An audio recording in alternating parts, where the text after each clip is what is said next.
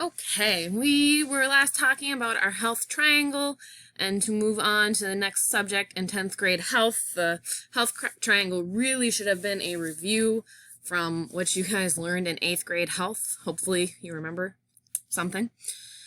But we're going to talk about mental and emotional health first. So, you should be able to recognize traits of good mental and emotional health.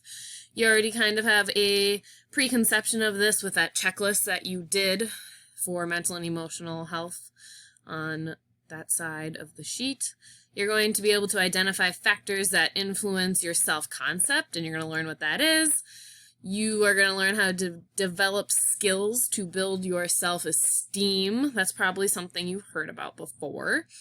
And then practice communication skills to improve your mental and emotional health. This is going to be broken up into 2 different lessons. So this week will be half and the next week will be the other half. People with good mental and emotional health are able to accept themselves and others.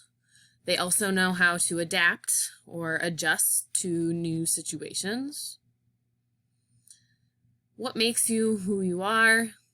What makes you unique? We're not all the same people, and you are discovering right now a lot of the qualities that make you who you are, and you are developing those during your teen years. So right now is a really important time in your life for developing this side of your triangle.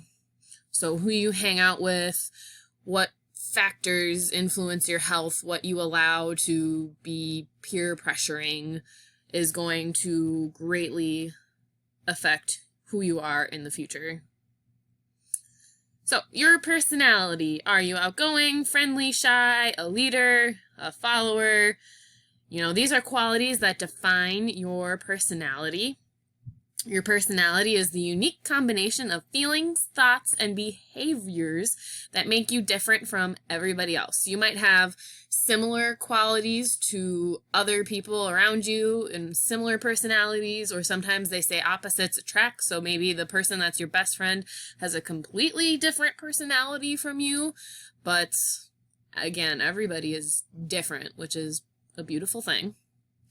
So, the first question on your worksheet is to write 5 things that describe your personality. This is just a list to help you if you can't think of stuff. So are you ambitious, fun, observant, tenacious, if you know what that means, warm, maybe you're trustworthy.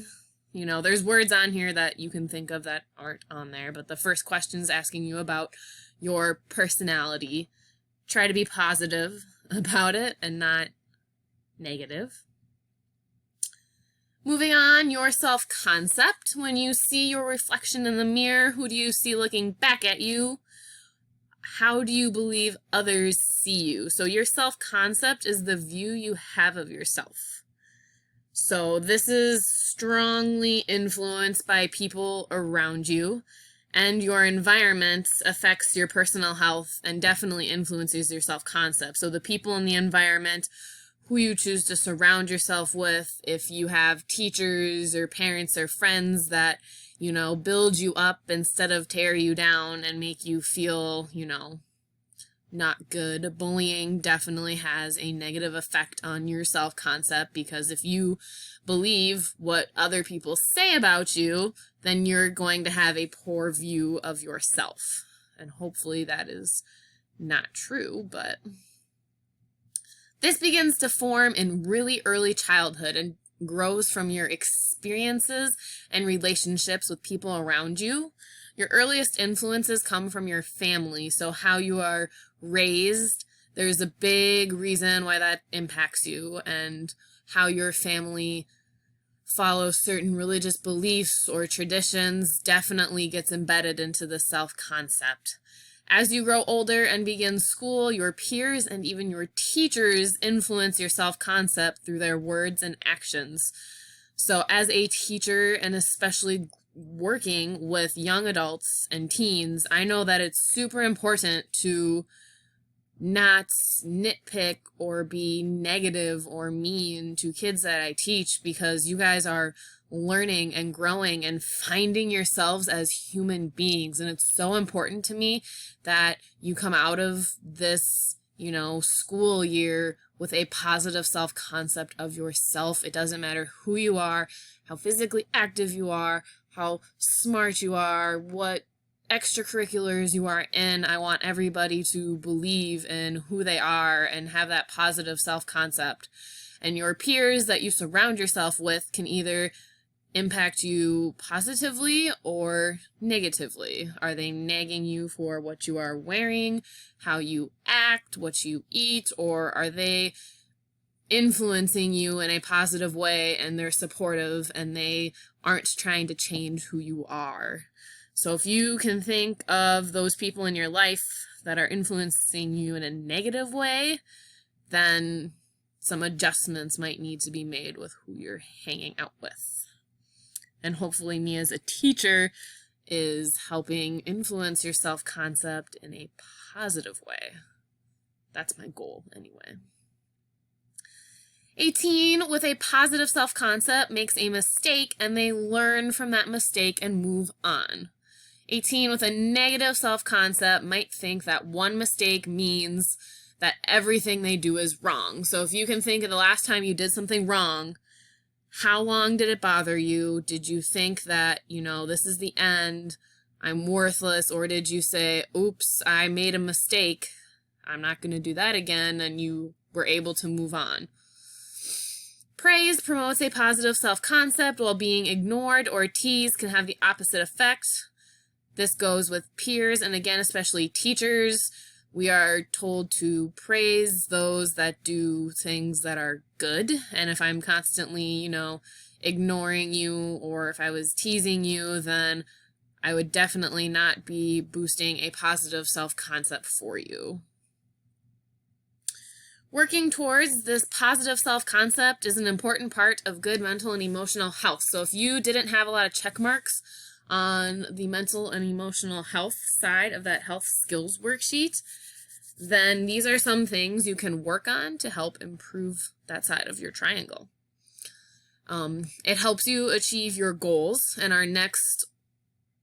you should have talked about goal setting in 8th grade. I hope you talked about that a little bit, but if not, start thinking about some goals you have now, especially if your goals are to get good grades, to get into a good college, or to get a good job out of high school. It also gives you some confidence. Confidence is different than cockiness, but it's good to be confident in things that you do day to day. And obviously, having a positive self-concept is going to make you feel good about yourself, and everybody deserves to feel good about who they are, because again, none of us are the same, and that is perfectly okay. So, in order to help build your positive self-concept, you need to first know yourself. Again, you are learning how this works right now. Moving through high school, you are figuring it out. I can definitely tell you that when I was in high school, I had drastic changes in the people I hung out with. I moved from one group of friends to a different group of friends because I figured out what I was all about, and I found people that I was happier with, that I didn't want to follow the, quote, popular crowd. So know who you are, be proud of that, love yourself. We'll talk about this later when we talk about body image, but it's normal to feel discontent with yourself time to time. You can be disappointed, you can be unhappy with your physical appearance, it's normal, but you have to also overall love yourself and just be true to yourself. Stick to those values that you grew up on and the things that are important to you. So, what 2 factors influence your self-concept? This is on your worksheet. The answer is your environment and relationships. That should be what you put on your worksheet. Your self-esteem, your personality, and self-concept affect the way you feel about yourself which is your self-esteem. It's not how you view yourself. They can definitely influence you though, but your self-esteem is the way you feel about yourself and how you value yourself. So your personality and self-concept are really going to affect this. A high self-esteem makes you feel valued and appreciated. When things go wrong, you are resilient. Being resilient means you have the ability to bounce back from disappointment. So again, you made a mistake, you learned from it, and you moved on. How can we build our self-esteem? List your strengths. What are you good at? This is on the worksheet. Every year I teach this unit, kids sit there and they're like, I don't even know what my strengths are. You should know what you are good at. If it's a sport or reading or writing or art or just being a good listener, a good friend, there's got to be something that you know is your strength. You need to remember that everybody makes mistakes. Nobody is perfect. I have made mistakes, you have made mistakes, and we will both continue to make mistakes for the rest of our lives, but it's fine. It happens, and we move on. And then motivate yourself to reach your goals and do those things you want to do in life. So, again, I want you to list your strengths. What talents do you possess? Do you have special abilities? Are you loyal, a fast runner? Make a list. Again, remember, no one's perfect. Mistakes are a part of being human. You must learn and grow from your mistakes, especially at a young age. It's going to be so much easier when you're an adult to be like, yep, I know right from wrong. I did that. I'm not going to do it again. And then motivate yourself. Identify your goals, when you need to do something, what you have to do to reach them. Make plans, achieve your goals. Achieving your goals are going to give you a great sense of accomplishment, which is going to definitely boost your mental and emotional health, your self-esteem, your self-concept. So, the last question on here is, how does a high self-esteem benefit your health? This is on your worksheet. Here's the answer. A person with high self-esteem has confidence, a positive attitude, and is resilient. You can bounce back from disappointment. You can get over the fact that you failed that math test. You learn from your mistakes, and you're going to try harder next time. Maybe your mistake was not studying for said math test. You learn from it, and you're going to move on, and you're going to try harder next time. And again, lesson 2, we're going to talk about emotions. We will talk about that next week. But you should have all the answers for this from those quick 21 slides I just showed you. Put them in the Google Documents, use the PowerPoint, use this video. Ask me if you have questions. We don't have school Thursday or Friday, but if you need extra time to complete it, I'll give you till Friday night at midnight. But I don't want you to have to do homework when you're not in school. Enjoy your MEA break. I know I will. So feel free to turn it in as soon as you get it done. Thanks.